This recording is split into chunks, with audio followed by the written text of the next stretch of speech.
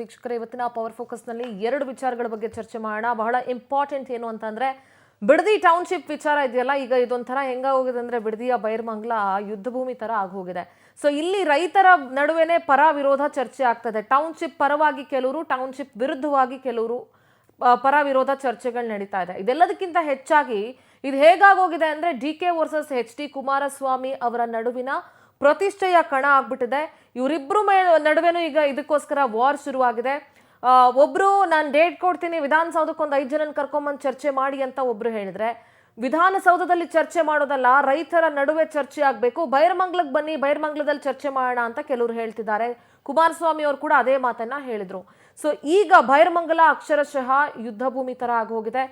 ಏನಾಗುತ್ತೆ, ಏನ್ ಹೋಗುತ್ತೆ, ಇದೆಲ್ಲದರ ಬಗ್ಗೆ ಕಂಪ್ಲೀಟ್ ಚರ್ಚೆ ಮಾಡ್ತಾ ಹೋಗೋಣ. ಅಲ್ಲಿನ ರೈತರು ಏನ್ ಹೇಳ್ತಾರೆ, ಅಪ್ಡೇಟ್ಸ್ ಏನೇನಿದೆ ಎಲ್ಲದರ ಬಗ್ಗೆ ಚರ್ಚೆ ಮಾಡ್ತೀನಿ.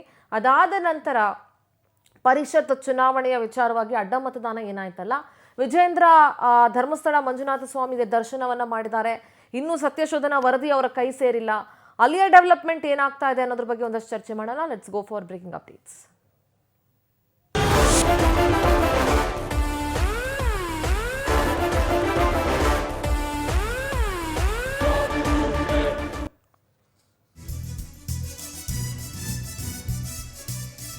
ಬಿಡದಿ ಟೌನ್ಶಿಪ್ ವಾರ್, ಬೈರ್ಮಂಗ್ಲ ಈಗ ಯುದ್ಧ ಭೂಮಿ. ನಾಳೆ ಬೈರ್ಮಂಗ್ಲಕ್ಕೆ ತೆರಳೋದಕ್ಕೆ ಕುಮಾರಸ್ವಾಮಿ ಸಜ್ಜಾಗಿದ್ದಾರೆ. ಬೆಳಗ್ಗೆ 11 ಗಂಟೆ ವೇಳೆಗೆ ಬೈರ್ಮಂಗ್ಲಕ್ಕೆ ಕೇಂದ್ರ ಸಚಿವ HD ಕುಮಾರಸ್ವಾಮಿ ಹೋಗ್ತಾರೆ. ಸಿಎಂ DKಶಿಗೂ ಆಹ್ವಾನವನ್ನ ಕೊಟ್ಟಿದ್ದಾರೆ ಕೇಂದ್ರ ಸಚಿವ ಕುಮಾರಸ್ವಾಮಿ. DKಶಿಯನ್ನ ಆಹ್ವಾನಿಸಿ 2ನೇ ಪತ್ರ ಬರೆದಿದ್ದಾರೆ ಕೇಂದ್ರ ಸಚಿವ HDK. ರೈತರ ಸಮ್ಮುಖದಲ್ಲೇ ಚರ್ಚೆ ಮಾಡೋಣ ಅಂತ DK ಶಿವಕುಮಾರ್ಗೆ ಬುಲಾವ್ ನೀಡಿದ್ದಾರೆ. ಬೈರಮಂಗಲ ಗ್ರಾಮದಲ್ಲಿ ಉಭಯ ಬಣಗಳಿಂದ ಹೋರಾಟ ಇರುತ್ತೆ. JDS ಮಾಜಿ ಶಾಸಕ ಎ ಮಂಜುನಾಥ್ ಕೂಡ ಸಿಎಂಗೆ ಆಗ್ರಹಿಸಿದ್ದಾರೆ. ಮತ್ತೊಂದೆಡೆ ಭೂ ಸ್ವಾಧೀನ ಪರವಾಗಿ ಕೆಲ ರೈತರು ಪ್ರೊಟೆಸ್ಟ್ ನಡೆಸ್ತಾ ಇದ್ದಾರೆ. ಕೆಲವು ರೈತರು ಯೋಜನೆಯ ಪರವಾಗಿದ್ರೆ, ಬಹುತೇಕ ರೈತರು ಯೋಜನೆಯ ವಿರುದ್ಧವಾಗಿದ್ದಾರೆ.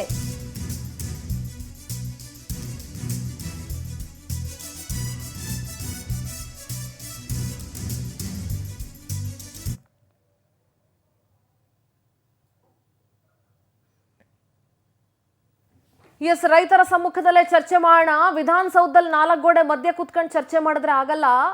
ರೈತರು ಇಲ್ಲಿದ್ದಾರೆ, ಸೊ ಇಲ್ಲಿ ಚರ್ಚೆ ಮಾಡಬೇಕು. ನೀವೇ ಬೈರ್ಮಂಗ್ಲಕ್ಕೆ ಬಂದ್ಬಿಡಿ, ಇಲ್ಲಿ ಚರ್ಚೆ ಮಾಡೋಣ ಅಂತ ಕುಮಾರಸ್ವಾಮಿ ಹೇಳಿದ್ದಾರೆ. ಇನ್ನು ನಾಳೆ ಬೆಳಗ್ಗೆ 11 ಗಂಟೆಗೆ ಅಲ್ಲಿ ಹೋಗ್ತಾ ಇದ್ದಾರೆ ಕೂಡ. ಹೌದು, DK ಶಿವಕುಮಾರ್ ಅವರನ್ನ ಆಹ್ವಾನಿಸಿ 2ನೇ ಪತ್ರವನ್ನ ಕುಮಾರಸ್ವಾಮಿ ಅವರು ಬರೆದಿದ್ದಾರೆ.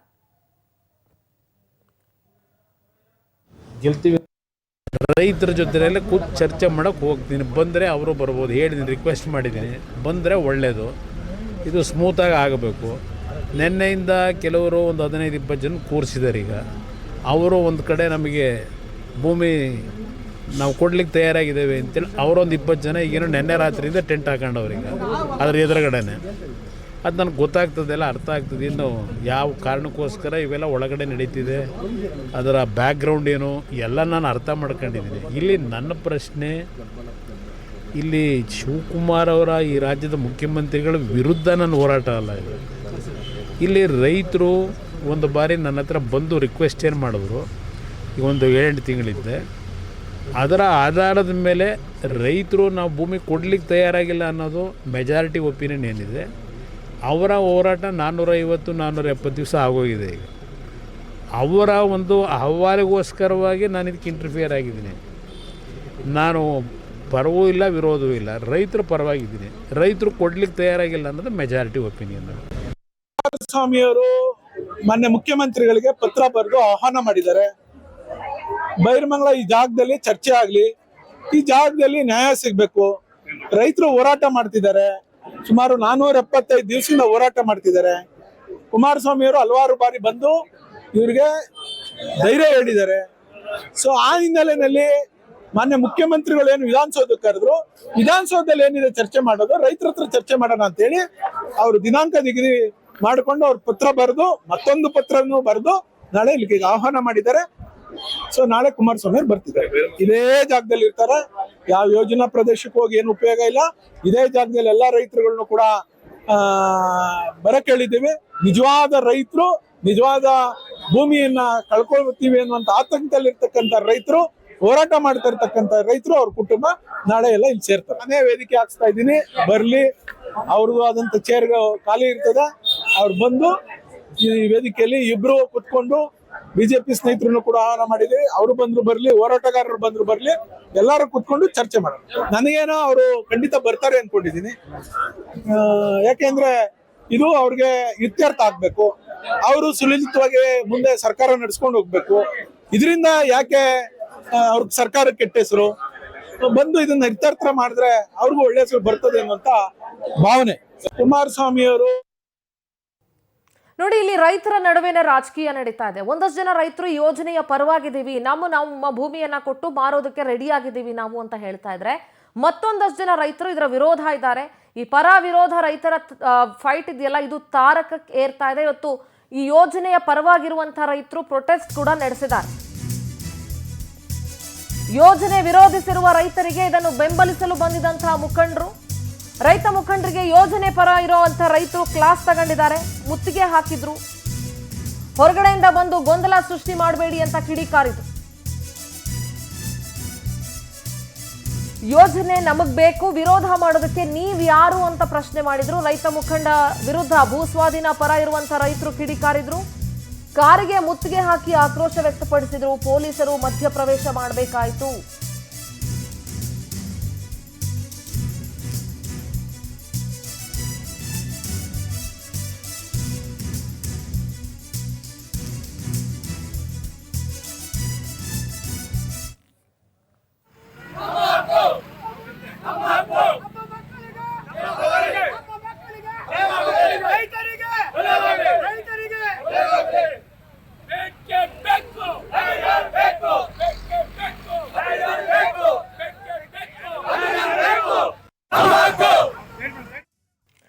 ದೃಶ್ಯಗಳಲ್ಲಿ ಗಮನಿಸ್ತಾ ಇದ್ದೀರಿ, ಈ ಯೋಜನೆಯ ಪರವಾಗಿ ಒಂದಷ್ಟು ಜನ ರೈತರಿದ್ದಾರೆ. ಅವರು ಇವತ್ತು ಪ್ರತಿಭಟನೆ ನಡೆಸಿದ್ರು. ಯಾವ ರೈತರು ಯೋಜನೆಯ ವಿರುದ್ಧವಾಗಿ ಚರ್ಚೆ ಮಾಡಕ್ ಕೂತ್ಕೊಂಡಿದ್ರು, ಅವರನ್ನ ಬೆಂಬಲಿಸೋದಕ್ಕೆ ಬಂದಿದಂತಹ ಮುಖಂಡರಿಗೆ ಈ ಯೋಜನೆ ಪರ ಇರುವಂತಹ ರೈತರು ಕ್ಲಾಸ್ ತಗೊಂಡ್ರು. ನೀವ್ ಯಾರ್ರಿ ಬಂದಿಲ್ ಬೇಡ ಅಂತ ಹೇಳೋದಕ್ಕೆ, ನೀವ್ ಯಾಕೆ ಇಲ್ಲಿ ಬಂದು ಮಧ್ಯಸ್ಥಿಕೆ ವಹಿಸ್ತಾ ಇದ್ದೀರಿ ಅಂತ. ಈ ಅಭಿವೃದ್ಧಿಯನ್ನ ಸ್ವಾಗತ ಮಾಡೋಣ, ನಮ್ಮ ಭೂಮಿ ನಾವು ಕೊಡಕ್ ರೆಡಿ ಆಗಿದ್ದೀವಿ, ದುಡ್ಡು ತಗೊಂಡು ನಮ್ಮ ಭೂಮಿ ಕೊಡಕ್ ರೆಡಿ ಆಗಿದ್ದೀವಿ ಅಂತ ಕೆಲವು ರೈತರು ಮಾತ್ರ ಹೇಳ್ತಾ ಇದ್ದಾರೆ. ಮತ್ತೊಂದು ಅಷ್ಟು ಜನ ಅಂದ್ರೆ ಬಹುತೇಕ ರೈತರು ಭೂಮಿಯನ್ನ ನಾವು ಕೊಡೋದಿಲ್ಲ ಅಂತ ಹೇಳ್ತಾ ಇದ್ದಾರೆ. ಸೊ ಪರ ವಿರೋಧ ರೈತರ ನಡುವೆನೆ ಚರ್ಚೆ ಆಗ್ತಾ ಇದೆ.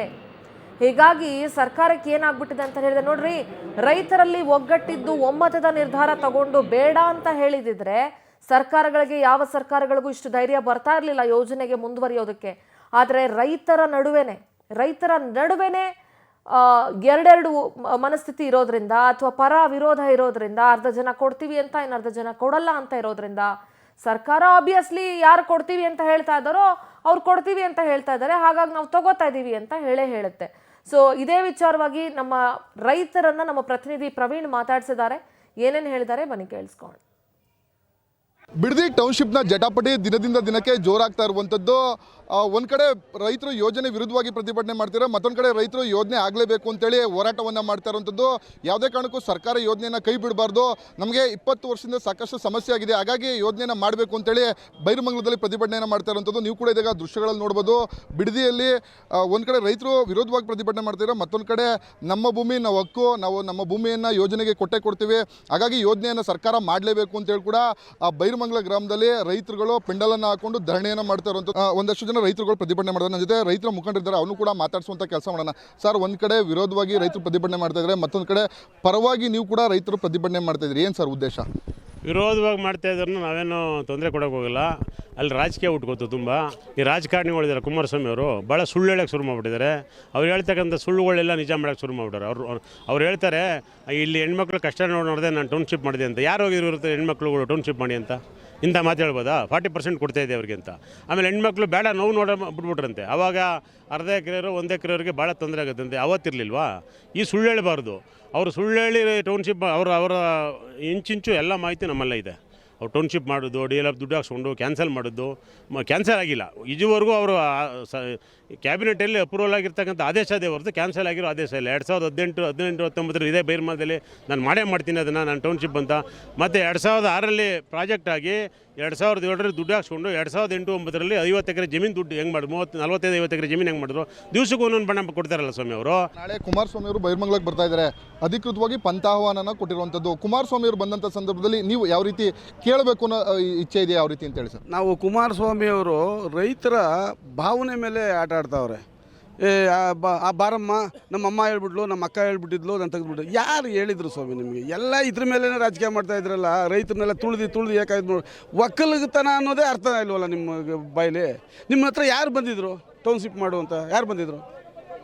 ಯಾರೂ ಬಂದಿರಲಿಲ್ಲ. ನೀವು ಟೌನ್ಶಿಪ್ ಮಾಡಿದ್ರಿ. ಟೌನ್ಶಿಪ್ ಮಾಡಿದ್ರೆ ಏನೇನು ಮಾಡಿದ್ರಿ? ಅದಕ್ಕೆ ಏನು 40,000 ಅಡಿ 4,000 8,000 ಅಡಿ ಕೊಡ್ತೀವಿ ಅಂತ ಹೇಳಿದ್ರಿ. ಊರೆಲ್ಲ ತೆಗಿತೀವಿ ಅಂತ ಹೇಳಿದ್ರಿ. 400 ಕೋಟಿ ದುಡ್ಡು ಕಟ್ಸ್ಕೊಂಡ್ರಿ DLF ಅಲ್ಲಿ. ಎಲ್ಲ ಮಾಡಿದವರು ನೀವೇನೆ, ಇದನ್ನು ರೆಡ್ ಝೋನ್ ಮಾಡಿದವರು ನೀವೇನೆ. ತಿರುಗಿ 2000 ನೀವು ಮುಗಿದು ತಿರುಗಿ 2008ನಲ್ಲಿ 2ನೇ ಬಾರಿ ಮುಖ್ಯಮಂತ್ರಿ ಆದವು ಕೂಡ ನಾವೇ ನಿಮ್ಮ ಹತ್ರ ಅಂಗ್ಲಾಜಿ ಬೇಡಿದ್ದೀವಿ. ಬೈರ್ಮಂಗಲದಲ್ಲಿ ಅಂಗ್ಲಾಜಿ ಬೇಡ್ದು, ಕಂಚಿನಹಳ್ಳಿ ಗೇಟಲ್ಲಿ ಅಂಗ್ಲಾಜಿ ಬೇಡ್ದು. ಅದು ನಾವು ನಿಮ್ಮ ಪಾರ್ಟಿಯವರು ಬಂದು ಬೇಡ್ದು. ನೀವೇನಂತ ಹೇಳಿದ್ರಿ?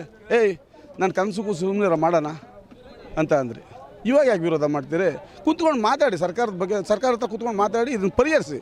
ಇಲ್ಲ ನೀವು ಮಾಡ್ತಾ ಇರೋದು ಸರಿ ಅಂದ್ಬಿಟ್ಟು ಅವ್ರಿಗೆ ಕೃತಜ್ಞತೆ ಹೇಳಿ. DK ಶಿವಕುಮಾರ್ಗೆ. DK ಶಿವಕುಮಾರ್ ಮುಖ್ಯಮಂತ್ರಿ ಆಗ್ಬಿಡೋರು ಅಂದ್ಬಿಟ್ಟು ನೀವು ರಾಜಕೀಯ ಮಾಡ್ಕೊಬಿಟ್ರೆ ನಮ್ಮ ಕತೆ ಏನು ಮಾಡ್ತೀರಿ? ಇಲ್ಲಿ ನಮ್ಮ ಕತೆ ಏನು ಮಾಡ್ತೀರಿ ಸ್ವಾಮಿ? ನಾವು ಇಲ್ಲಿ ಬೀದಿಲಿ ಬಿದ್ದಿದ್ದೀವಿ.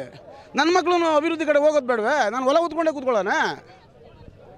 ಇದಿಷ್ಟು ರೈತರು ಹೇಳ್ತಾ ಇರುವಂತಂದ್ರೆ ಕಳೆದ 20 ವರ್ಷಗಳಿಂದ ರೆಡ್ ಝೋನ್ ಅನ್ನು ಮಾಡಿ ನಾವು ಸಾಕಷ್ಟು ಸಮಸ್ಯೆನ ಅನುಭವಿಸಿದ್ದೀವಿ. ಹಾಗಾಗಿ ಕುಮಾರಸ್ವಾಮಿ ಅವರು ನಾಳೆ ಬರ್ತಾ ಇದ್ದಾರೆ, ನಾವು ಕುಮಾರಸ್ವಾಮಿಯನ್ನು ಕೂಡ ನೇರವಾಗಿ ಪ್ರಶ್ನೆ ಮಾಡ್ತೀವಿ, ಈ ರೀತಿ ಪರಿಸ್ಥಿತಿಗೆ ನೀವೇ ಕಾರಣ, ಹಾಗಾಗಿ ನಮಗೆ ಸಮಸ್ಯೆನ ಬಗೆಹರಿಸಿ ಅನ್ನೋ ನಿಟ್ಟಿನಲ್ಲೂ ಕೂಡ ಅವ್ರು ಹೇಳ್ತಾ ಇರುವಂಥದ್ದು. ರಾಮನಗರದಿಂದ ಪ್ರವೀಣ ಮ್ಯಾಚ್ ಪವರ್ ಟಿವಿ. ಇನ್ನು ಇದೇ ವಿಚಾರವಾಗಿ ಸಚಿವ ಸತೀಶ್ ಜಾರಕಿಹೊಳಿ ಬೆಳಗಾವಿಯಲ್ಲಿ ಸ್ಫೋಟಕ ಹೇಳಿಕೆಯನ್ನ ಕೊಟ್ಟಿದ್ದಾರೆ. ಎಸ್, ಒಂದಷ್ಟು ಗೊಂದಲ ಇದೆ ಈ ಟೌನ್ಶಿಪ್ ವಿಚಾರದಲ್ಲಿ ಅಂತ ಮಾತಾಡಿದ್ದಾರೆ.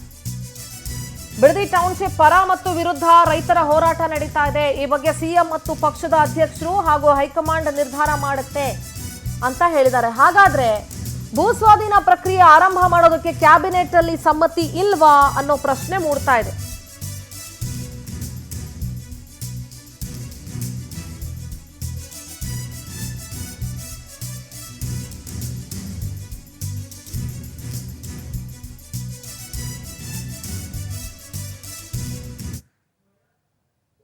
ಅವರು ಅಧ್ಯಕ್ಷರಿದ್ದಾರೆ, CM ಇದ್ದಾರೆ, ವರಿಷ್ಠರಿದ್ದಾರೆ. ಅವರೆಲ್ಲ ಚರ್ಚೆ ಮಾಡಿ ಅದ್ರ ಬಗ್ಗೆ ನಿರ್ಧಾರ ಮಾಡಬೇಕು.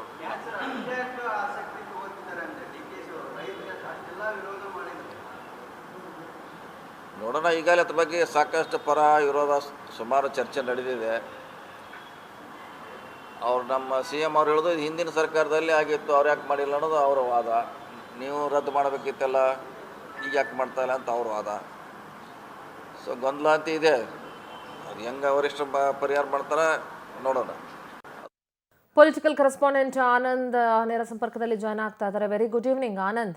ಈ ಬಿಡದಿ ಟೌನ್ಶಿಪ್ ವಿಚಾರ ಹೇಗಾಗೋಗಿದೆ ಅಂದರೆ ನೀ ಕೊಡೆ ನಾ ಬಿಡೆ ಅನ್ನೋ ಥರ ಆಗೋಗಿದೆ. ಒಂದು ರೈತರ ನಡುವೆನೇ ಈ ಗೊಂದಲಗಳಿರೋದ್ರಿಂದ, ಪರ ವಿರೋಧ ಇರೋದ್ರಿಂದ ಸರ್ಕಾರಗಳಿಗೆ ಬಹಳ ಸುಲಭ ಆಗೋಗಿದೆ. ಎಸ್, ರೈತರು ಪರ್ಮಿಷನ್ ಕೊಟ್ಟಿದ್ದಾರೆ, ನಾವು ಅದಕ್ಕೆ ಮಾಡ್ತಾ ಇದ್ದೀವಿ ಅಂತ ಹೇಳೋದಕ್ಕೆ. ಅಲ್ಲಿ ಕುಮಾರಸ್ವಾಮಿ ರೆಡ್ ಝೋನ್ ಮಾಡಿದ್ರು, ಆ ರೆಡ್ ಝೋನ್ ಅಂತ ತೆಗ್ದಿರ್ಲಿಲ್ಲ. ರೆಡ್ ಝೋನ್ ಇದ್ದಂಥ ಕಾರಣಗಳಲ್ಲಿ ರೈತರು ತಾವ ಭೂಮಿನ ಮಾರೋದಕ್ಕೂ ಕೂಡ ಕಷ್ಟ ಆಗುತ್ತೆ ಅನ್ನೋದು ಒಂದು ವಿಚಾರ ಇದೆ. ಸೊ ನಾಳೆ ಕುಮಾರಸ್ವಾಮಿ ಅವರು ಬೈರ್ಮಂಗ್ಲಕ್ಕೆ ಹೋಗ್ತಾ ಇದ್ದಾರೆ. DK ಶಿವಕುಮಾರ್ ಅವರಿಗೆ 2 ಸಲ ಆಹ್ವಾನ ಕೊಟ್ಟಿದ್ದಾರೆ, ಬನ್ನಿ ಬೈರ್ಮಂಗ್ಲದಲ್ಲಿ ಚರ್ಚೆ ಮಾಡೋಣ ಅಂತ ಹೇಳಿ. ಸೊ ಈ ರಾಜಕೀಯ ನಾಯಕರ ಪ್ರತಿಷ್ಠಿತ ಕಣವಾಗೋಗಿದೆ ಈಗ ಬೈರ್ಮಂಗ್ಲ ಮತ್ತು ಬಿಡದಿಯ ಟೌನ್ಶಿಪ್ ವಿಚಾರ. ಏನ್ ಹೇಳ್ತೀರಿ ಆನಂದ್? ಖಂಡಿತವಾಗ್ಲೂ ಸಿಂಧೂರ, ಇದು ಒಂದು ರೀತಿ ಸರ್ಕಾರದ ಪ್ರತಿಷ್ಠೆ ವಿಚಾರನೂ ಕೂಡ ಆಗಿರ್ತಕ್ಕಂಥದ್ದು. ಹಾಗಾಗಿಯೇ ಟೌನ್ಶಿಪ್ಪನ್ನು ಮಾಡ್ತೀವಿ ಅಂತ DK ಶಿವಕುಮಾರ್ ಅವರು ಪದೇ ಪಣವನ್ನು ತೊಟ್ಟಿ ಮಾತಾಡ್ತಾ ಇರ್ತಕ್ಕಂಥದ್ದು. ಆ ಕಡೆ ಕುಮಾರಸ್ವಾಮಿ ಅವರು ನಾಳೆ ಬೈರಮಂಗಲಕ್ಕೆ ಭೇಟಿಯನ್ನು ಕೊಡ್ತಾ ಇದ್ದಾರೆ. ಈ ಸಂದರ್ಭದಲ್ಲಿ ಅವರು ನೇರವಾಗಿ ಬೈರಮಂಗಲಕ್ಕೆ ಬನ್ನಿ, ಅಲ್ಲಿ ರೈತರ ಸಮ್ಮುಖದಲ್ಲೇ ಚರ್ಚೆ ಮಾಡೋಣ ಅಂತ DK ಶಿವಕುಮಾರ್ಗೆ ಆಹ್ವಾನವನ್ನು ಕೊಟ್ಟಿರ್ತಕ್ಕಂಥದ್ದು. ಆದರೆ DK ಶಿವಕುಮಾರ್ ಅವರು ಆಹ್ವಾನವನ್ನು ಇನ್ನೂ ಕೂಡ ಸ್ವೀಕಾರ ಮಾಡಿಲ್ಲ. ಅಂತಿಮ ಕ್ಷಣದಲ್ಲಿ ಅವರು ಬೈರಮಂಗಲಕ್ಕೆ ಹೋದರೂ ಕೂಡ ಅಚ್ಚರಿ ಇಲ್ಲ. ಆದರೆ ಇಲ್ಲಿ ಕಾನೂನು ಸುವ್ಯವಸ್ಥೆಗೆ ಭಂಗ ಬರ್ತಕ್ಕಂಥ ಒಂದು ವಿಚಾರ ಇರುತ್ತೆ. ಹಾಗಾಗಿ ಅಲ್ಲಿ ಬಹಿರಂಗ ಚರ್ಚೆ ಮಾಡ್ತಕ್ಕಂಥದ್ದು ಬೇಡ ಅಂತ ಸರ್ಕಾರಕ್ಕೆ ಪೊಲೀಸ್ ಇಲಾಖೆ ಅಧಿಕಾರಿಗಳು ಒಂದಷ್ಟು ಸಂದೇಶವನ್ನು ಕೊಟ್ಟಿದ್ದಾರೆ. ಹಾಗಾಗಿ ಡಿ ಕೆ ಶಿವಕುಮಾರ್ ಅವರು ಬಹುತೇಕವಾಗಿ ಹೋಗ್ತಕ್ಕಂಥದ್ದು ಡೌಟ್ ಅಂತ ಹೇಳಲಾಗ್ತಾ ಇದೆ. ಇಲ್ಲಿ ಪ್ರಮುಖವಾಗಿ ಟೌನ್ಶಿಪ್ ಅನ್ನ ನಿಜಕ್ಕೂ ಕೂಡ ಅಭಿವೃದ್ಧಿ ವಿಚಾರವಾಗಿ ಮಾಡ್ತಿದ್ದಾರಾ ಅಥವಾ ಕಾಣದ ಕೈಗಳ ಹಿತಾಸಕ್ತಿಗಾಗಿ ಮಾಡ್ತಿದ್ದಾರಾ ಅನ್ನೋ ಒಂದು ಚರ್ಚೆಗಳು ಕೂಡ ಈಗ ಜೋರಾಗಿರ್ತಕ್ಕಂಥದ್ದು. ಈ ವಿಚಾರ ಕೇವಲ ರೈತರು ಮಾತ್ರ ವಿರೋಧ ಮಾಡ್ತಾ ಇಲ್ಲ, ಸರ್ಕಾರ ಮಟ್ಟದಲ್ಲೂ ಕೂಡ ಒಂದಷ್ಟು ಸಚಿವರು ತೀವ್ರವಾದಂತಹ ಆಕ್ಷೇಪವನ್ನು ವ್ಯಕ್ತಪಡಿಸ್ತಾ ಇದ್ದಾರೆ. ಪ್ರಿಯಾಂಕ್ ಖರ್ಗೆ ಅವರು ಕೂಡ ಇದಕ್ಕೆ ಒಂದಷ್ಟು ವಿರೋಧವನ್ನ ವ್ಯಕ್ತಪಡಿಸಿದ್ದಾರೆ ಅನ್ನೋ ಒಂದು ಮಾಹಿತಿಗಳು ಲಭ್ಯವಾಗ್ತಾ ಇರ್ತಕ್ಕಂಥದ್ದು. ಜೊತೆಗೆ ರೈತರು ಖಂಡಿತವಾಗಿಯೂ ಏನಾದರೂ ವಿರೋಧ ಮಾಡಿದ್ರೆ ಟೌನ್ಶಿಪ್ ಅನ್ನ ಕೈ ಬಿಡ್ತೀವಿ ಅಂತ ಈಗಾಗಲೇ ಕೆಪಿಸಿಸಿ ಅಧ್ಯಕ್ಷ ಬಿ ಕೆ ಹರಿಪ್ರಸಾದ್ ಅವರು ಹೇಳಿದ್ದಾರೆ. ಈ ಹಿಂದೆ ಟೌನ್ಶಿಪ್ ವಿಚಾರಕ್ಕೆ ಸಂಬಂಧಪಟ್ಟಂತೆ ಯಾರು ಉದ್ಯಮಿಗಳಿರ್ತಾರೆ, ಯಾರು ಇನ್ವೆಸ್ಟ್ ಮಾಡ್ತಕ್ಕಂಥವ್ರು ಬರ್ತಾರೆ, ಹೂಡಿಕೆದಾರರು, ಅವ್ರಿಗೆ ಗ್ಯಾರಂಟಿ ಕೊಡಬೇಕು ಅನ್ನೋ ಒಂದು ನಿಟ್ಟಿನಲ್ಲಿ ಒಂದಷ್ಟು ಚರ್ಚೆಗಳು ಕಳೆದ ಒಂದು ಸಚಿವ ಸಂಪುಟ ಸಭೆಯಲ್ಲಿ ಆಗಿತ್ತು.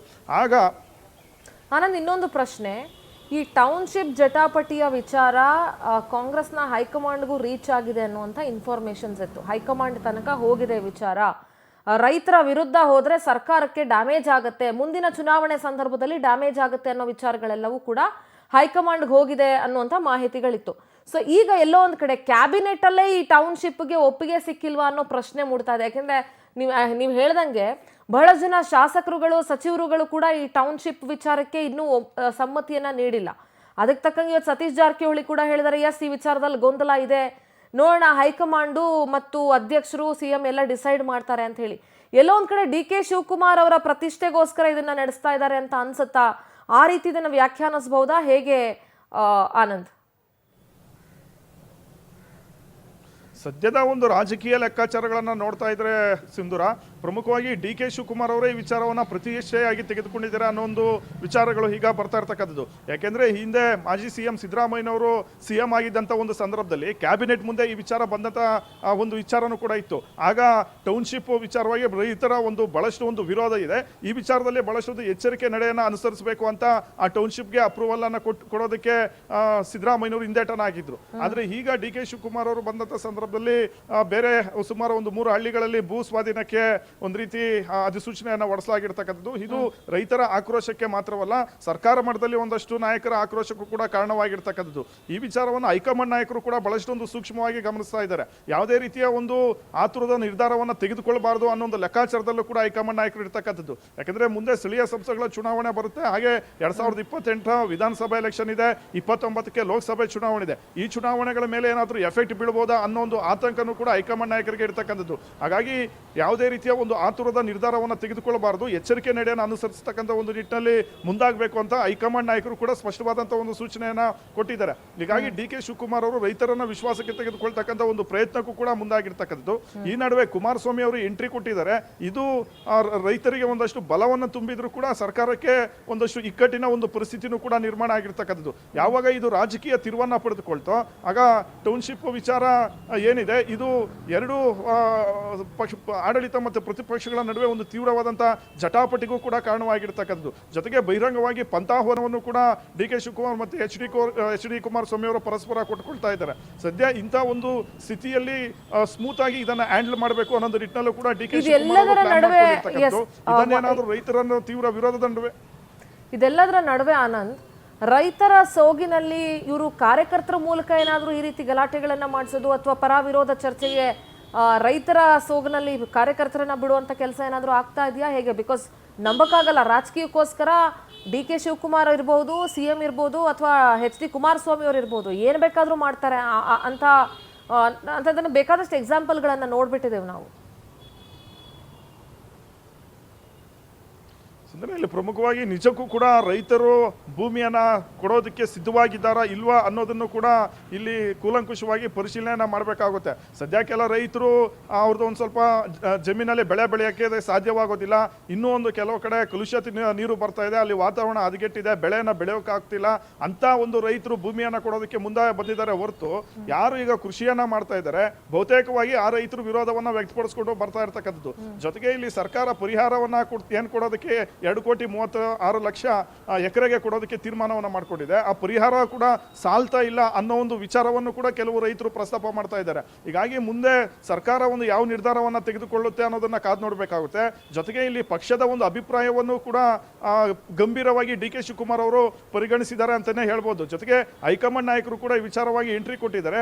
ಯಾವುದೇ ರೀತಿಯ ಒಂದು ಆತುರದ ನಿರ್ಧಾರವನ್ನ ರೈತರ ವಿಚಾರವಾಗಿ ತೆಗೆದುಕೊಳ್ಳಬಾರದು ಅನ್ನೋ ಒಂದು ನಿಟ್ಟಿನಲ್ಲಿ ಸ್ಪಷ್ಟವಾದಂತಹ ಒಂದು ಸೂಚನೆಯನ್ನು ಕೊಟ್ಟಿರ್ತಕ್ಕಂಥದ್ದು.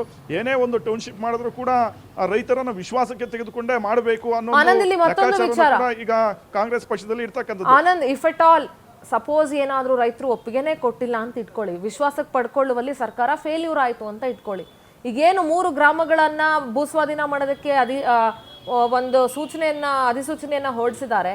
ಇಫ್ ಇಟ್ ಆಲ್ ಏನಾದ್ರೂ ಅವರ ಹೈಕಮಾಂಡ್ ಅಥವಾ ಕ್ಯಾಬಿನೆಟ್ ಅಲ್ಲಿ ಇದು ಬೇಡ ಅಂತ ಆಯ್ತು ಅಂದ್ರೆ ಅದನ್ನು ವಾಪಸ್ ತಗೊಳ್ತಾರಾ ಹೇಗೆ?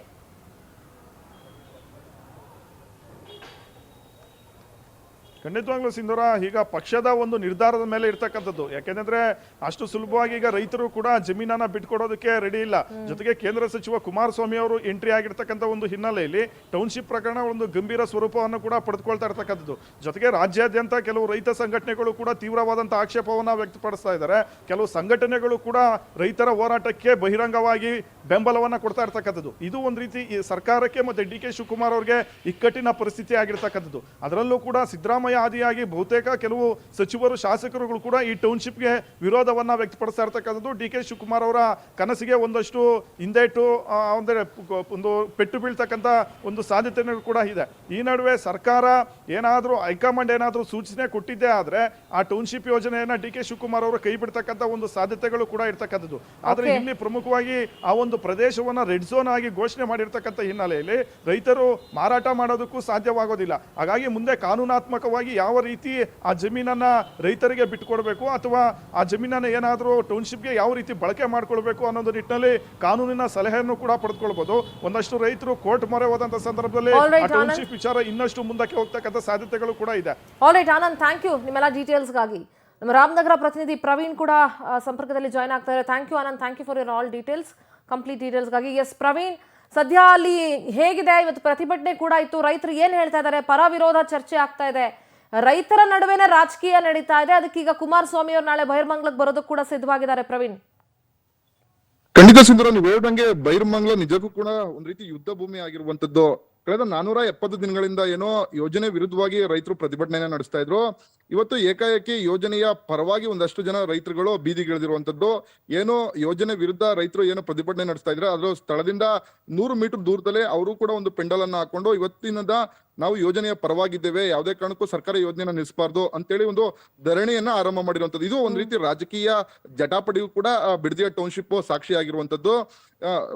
ಇಷ್ಟು ದಿನಗಳ ಕಾಲ ವಿರೋಧವಾಗಿ ಓಡಾಡ್ತಿದ್ದಂತ ಒಂದಷ್ಟು ರೈತರು ಇದೀಗ ಏಕಾಏಕಿ ಪರವಾಗಿ ಬೀದಿಗಿಳಿದಿರೋದು ನೋಡಿದ್ರೆ ಇದರಲ್ಲಿ ಒಂದಷ್ಟು ರಾಜಕೀಯ ಲೆಕ್ಕಾಚಾರಗಳಿದೆಯಾ ಅಂತ ಹೇಳಿ ಗೊತ್ತಾಗ್ತಾ ಇರುವಂತದ್ದು. ಯಾಕಂದ್ರೆ ನಾಳೆ ಕುಮಾರಸ್ವಾಮಿ ಅವರು ಬೈರ್ಮಂಗ್ಲಕ್ಕೆ ಬರ್ತಾ ಇದ್ದಾರೆ. ಹಾಗಾಗಿ ಒಂದಷ್ಟು ಅವರ ವಿರುದ್ಧವಾಗಿ ಘೋಷಣೆ ಕೂಗುವಂತದ್ದಾಗಿರ್ಬೋದು ಕುಮಾರಸ್ವಾಮಿ ವಿರುದ್ಧ, ಅಥವಾ ಯಾಕಂದ್ರೆ ಕುಮಾರಸ್ವಾಮಿ ಅವರು ರೆಡ್ ಝೋನ್ ಅನ್ನ ಮಾಡಿದ್ರು ಅಂತೇಳಿ ಚರ್ಚೆ ಆಗ್ತಿತ್ತು. ಆ ನಿಟ್ಟಿನಲ್ಲಿ ಕುಮಾರಸ್ವಾಮಿ ಅವ್ರನ್ನ ಒಂದಷ್ಟು ಪ್ರಶ್ನೆಗಳನ್ನ ಮಾಡಬೇಕು, ಜೊತೆಗೆ ನಾವು ಕಪ್ಪು ಪಟ್ಟಿಯನ್ನ ಪ್ರದರ್ಶನ ಮಾಡಬೇಕು, ಇದ್ರ ಮುಖಾಂತರ ನಾವು ಕುಮಾರಸ್ವಾಮಿ ಅವರಿಗೆ ತಿರುಗೇಟನ್ನ ಕೊಡಬೇಕು ಅಂತ ಹೇಳಿ ಒಂದಷ್ಟು ಸಿದ್ಧತೆಯನ್ನು ಕೂಡ ಮಾಡ್ಕೊಂಡಿರುವಂತದ್ದು. ಇವತ್ತು ಯೋಜನೆಯ ವಿರುದ್ಧವಾಗಿ ನಡೀತದಂತ ಪ್ರತಿಭಟನೆಗೆ ಒಂದಷ್ಟು ಬೇರೆ ಬೇರೆ ಜಿಲ್ಲೆಗಳಿಂದ ರೈತ ಮುಖಂಡರುಗಳು ಬಂದು ಆ ಪ್ರತಿಭಟನೆಗೆ ಬೆಂಬಲವನ್ನ ಕೊಟ್ಟಿದ್ರು. ಆದ್ರೆ ಅವರು ವಾಪಸ್ಸು ತೆರಳುವಂತ ಸಂದರ್ಭದಲ್ಲಿ ಅವರ ವಿರುದ್ಧ ಏನು ಯೋಜನೆಯ ಪರವಾಗಿದ್ದಂತ ರೈತರು ಘೋಷಣೆಯನ್ನ ಕೂಗಿ ಅವ್ರ ವಿರುದ್ಧ ಒಂದು ಆಕ್ರೋಶವನ್ನ ವ್ಯಕ್ತಪಡಿಸಿದ್ರು. ಅವ್ರು ಹೋಗ್ತಿದ್ದಂತ ಕಾರ್ಗೆ ಮುತ್ತಿಗೆ ಹಾಕಿ ಒಂದಷ್ಟು ಪ್ರಶ್ನೆಗಳನ್ನ ಮಾಡಿದ್ರು. ಹೊರ ಜಿಲ್ಲೆಯಿಂದ ಬರುವಂತ ರೈತರು. All right Praveen, thank you ನಿಮ್ಮೆಲ್ಲ ಡೀಟೇಲ್ಸ್ಗಾಗಿ. Praveen, thank you.